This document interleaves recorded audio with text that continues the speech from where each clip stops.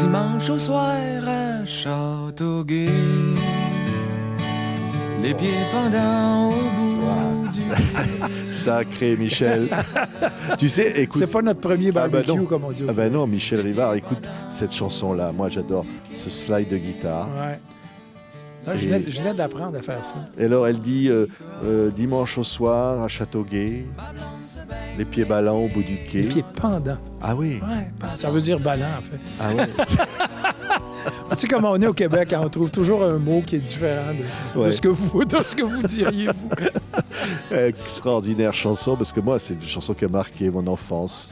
L'harmonie du soir à Châteauguay. Et c'est des beaux dommages. Ouais. Ça fait que 50 ans, Michel. Oui, ça fait 50 ans. 50 ans, c'est notre arrivée dans le merveilleux monde du show business. Ouais. Et alors là, il est temps de faire le tour du bloc. Ouais, Le tour du bloc. Oui, ben c'est ça que je voulais te demander.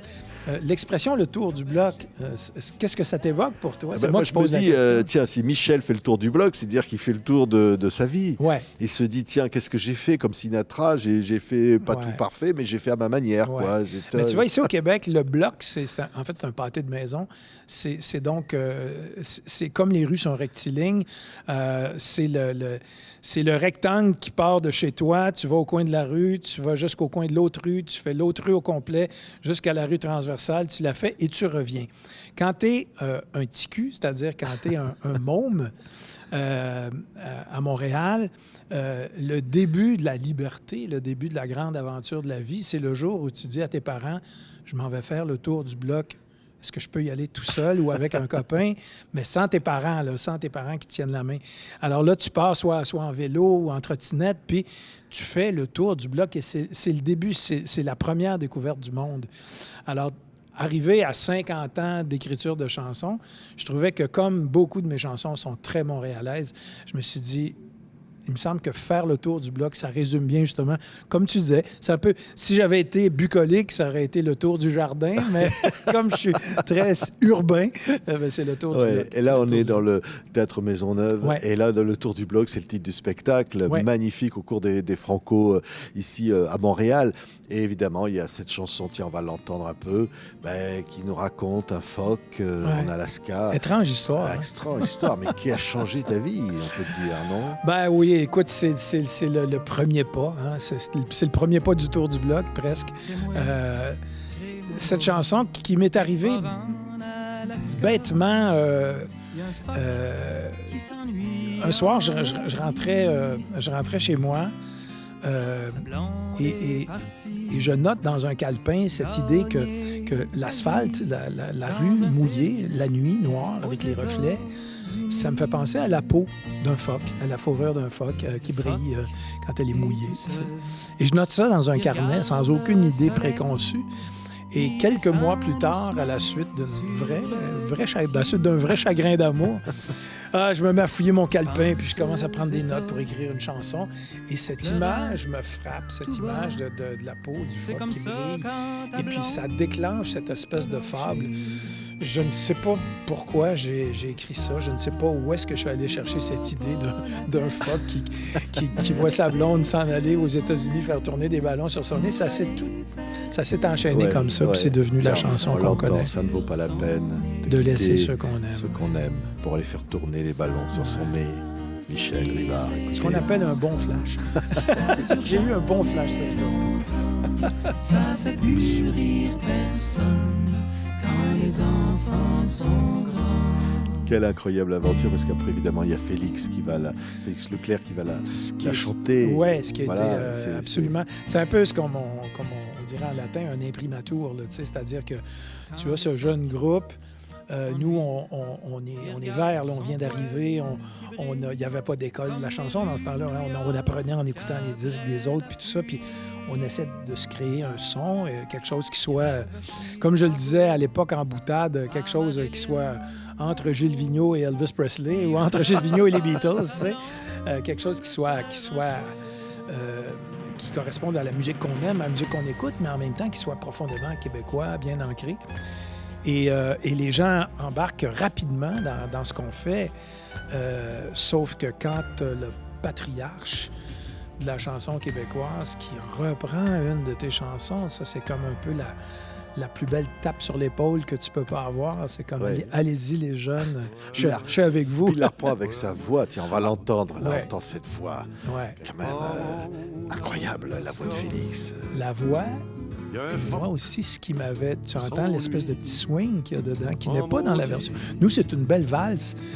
Et lui, qui est plus vieux que nous, il lui donne un petit swing un petit peu jazzé que nous, on n'aurait pas osé. Alors, ça a été extraordinaire. Ça a été vraiment une belle leçon de comment, justement, une chanson peut être reprise par quelqu'un sans la dénaturer, où tu peux tu peux interpréter, tu peux y aller avec ça. C'est à la fois un compliment et une magnifique leçon d'écriture de chansons. Il regarde le soleil qui descend doucement. Et puis voilà, évidemment, le blues de la métropole, Ginette. Ouais. C'est des chansons, oui, très montréalaises, Ouais. pour dommage, à ce moment-là. Moi, je ne connaissais pas forcément Montréal, j'écoutais ces chansons-là. Je savais qu'il y avait un Chinatown ici. Je savais comment on se parle, comment on se retrouve. C'est un peu le défi qu'on s'était lancé, c'est que à cette époque-là, et nous, on était des énormes fans de Félix, de Gilles Vigneault et tout ça, et qui chantait la Mauricie, qui chantait la Côte-Nord, qui chantait les grands espaces, qui chantait le fleuve, qui chantait... Et nous, le fleuve, on le voyait pas souvent. Là. Les TQ à Montréal, on jouait dans les rues, on jouait dans les ruelles, on faisait le tour du bloc. Alors, quand cette première série de chansons est sortie de nous, on s'était dit, on va intéresser les gens de notre âge qui sont nés à Montréal et qui connaissent Montréal. Et ça a été notre première surprise avant la France même de voir que ça résonnait au Lac-Saint-Jean, ça résonnait en Abitibi, ça résonnait en Gaspésie.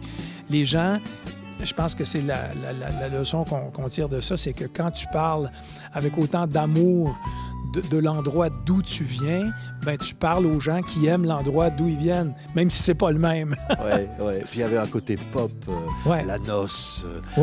Ça racontait des histoires, des films pratiquement. Oui, totalement. Ça. C'était notre école, nous, c'était ça. C'était des chansons qui racontent des histoires.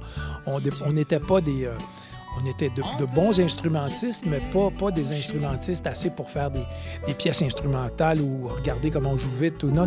Nous, c'était pour la chanson. Les instruments suivaient l'histoire de la chanson. C'est comme ça qu'on... Il y a une anecdote, il y a une histoire, il y a un conte dans cette chanson-là. Bien, on va l'accompagner. Alors, ce premier disque mythique de l'histoire de la chanson québécoise et qui va conquérir la France, qui va conquérir la francophonie, marque quelque chose comme un passage. C'est-à-dire que rien ne sera plus comme avant. C'est-à-dire qu'on peut chanter en français comme ça, la chanson traditionnelle, tout en étant pop, en étant moderne, en étant d'aujourd'hui, de maintenant. C'est un besoin, hein? C'est la nécessité et la mère de l'invention, comme on dit, parce que nous, c'était primordial pour nous de ne pas refaire ce que Vigneault et Félix avaient fait. Charles Bois avait ouvert la porte de la chanson électrifiée, un petit peu anglo-saxonisée, mais tout en restant québécois, joual. Alors nous, on est passé par cette porte-là, tout simplement, et on a amené la dimension montréalaise, la dimension anecdotique des baby boomers qui sont nés au début des années 50 et qui rendus en 74, se disent « Ah, on a eu une belle enfance quand même si on n'a pas vu la mer ou le fleuve. » Tiens, la chanson « Je voudrais voir la mer », on va l'entendre là passer, parce qu'évidemment, Michel, il y a la carrière solo qui va continuer, et puis le bonheur d'écrire, d'être poète, le bonheur d'inventer des pièces de théâtre, d'inventer des spectacles, d'être toujours dans l'imaginaire. Comme tu disais tout à l'heure, c'est la porte. On a ouvert la porte en 74, puis j'ai jamais été capable de la refermer. Hein. C'est ce que je sais faire. Alors, je le fais encore et je vais le faire, mon Dieu, tant que la vie voudra. On entend, tiens, je voudrais voir la mer. Ça, on m'a dit qu'il y a beaucoup de chorales qui la chantaient en France. Et je suis allé dans un festival de chorale un jour ils m'ont fait ce plaisir de chanter Je voudrais voir la mer. Et ils m'ont montré que ça faisait partie d'un cahier, d'un répertoire de chorale de France. Alors, j'étais absolument ravi. Ça m'en fait deux, le phoque et celle-là qui sont chantées en France. Ouais. Mais tu me parles de la France, mais l'amour de la France. Moi, j'ai écouté Beau Dommage. Je ne savais même pas où était le Québec sur la carte. J'écoutais ça me plaisait. Ouais. Voilà, les images, les mots, la façon de manier la langue. Ouais. Tout ça nous amenait un univers complètement nouveau. C'est créer cet amour avec la France ou le Ben, public. il était temps qu'il y ait ce renvoi d'ascenseur parce que nous, ici, moi, j'ai été élevé en écoutant des films français à la télé, puis en écoutant de la chanson française. Et quand on voyait un film méridional, quand on voyait Marius, Fanny ou César, et on entendait pour la première fois l'accent marseillais, on ne comprenait pas tout, mais on était charmés. Et là, on apprenait d'une fois à l'autre, ah oui, les méridionaux parlent comme ça. Alors, ce mot-là, ah oui, ils disent ça à Marseille, ils le disent pas à Paris. et c'est un peu la même chose quand les chansons vraiment québécoises sont arrivées en France. Les gens ont eu cette ouverture-là de dire, ah ben ils disent pas les choses de la même façon que nous, mais on comprend. On comprend. Si on veut pas, on comprend pas. Mais si on veut comprendre, c'est facile. Oui, mais moi, facile. je t'imaginais à l'époque partir avec ta guitare, aller chanter partout, en Afrique, en France, en Europe, partout, comme ça, et d'amener ces mots, les mots d'ici, de la réalité de la rue Sainte-Catherine, de Montréal, de on tout l'a ça. On l'a fait un peu. Je ne l'ai pas fait, puisque c'est l'heure des bilans. Le tour du bloc. Oui, c'est ça, le tour du bloc. Mais j'arrête pas, hein. J'en fais un autre après. Je recommence le tour du bloc. Mais j'ai un petit regret, parce que j'aurais vraiment aimé chanter plus souvent dans la francophonie. Je l'ai fait quelques fois. J'ai fait des tournées en France, mais très, très modestes. Et c'est ça. Ça, c'est que tu veux, il y a dans ce métier, il n'y a pas juste l'artiste et le public. Il y a des compagnies de disques, il y a des maisons de production. Et j'ai malheureusement pas été chanceux de ce côté-là. Mais bon, maintenant, je sais qu'avec le net, toutes mes chansons peuvent être écoutées par n'importe qui, partout dans le monde, quand ils veulent. Alors, faites-le. Et tu sais quoi, il y en a qui sont éternels dans cette chanson-là. Tiens, on va citer avec le blues de la métropole. Éternel, parce que voilà, c'est une chanson qui dit le Québec, qui dit cette culture, et puis cette fraternité, cette ouverture au monde, de ces jeunes gamins de l'époque, les petits culs, hein, les petits culs. On avait entre 20 et 25 sur le premier album. C'est fou quand même. Qu'on va retrouver évidemment sur scène avec tous les musiciens. Il y a un nombre de musiciens extraordinaires sur scène, Michel, avec toi. On est 12 sur scène. Je me suis, ça une autre expression québécoise, je me suis payé la traite. Ça veut dire que je me fais plaisir. Je me fais plaisir. Je me suis dit, bon, plutôt que d'avoir des écrans géants puis des ballons gonflables géants sur scène, je vais avoir des gens. Je veux du monde. La pandémie nous a forcés à faire des spectacles tout seuls ou à deux ou en virtuel de chez nous. Alors là, maintenant qu'on peut, je me suis dit non. Moi, pour fêter, j'ai un 50 ans d'écriture de chansons à fêter. Alors, on va être 12 sur scène. Il y a des vents, il y a des chœurs, il y a des guitares. On s'amuse. Merci, Michel. Merci à toi. On fait le tour du bloc. Allez, le blues de la métropole. Donc, pour se quitter, merci, Michel. Merci.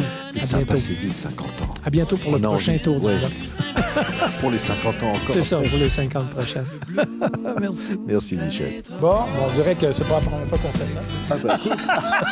La métropole.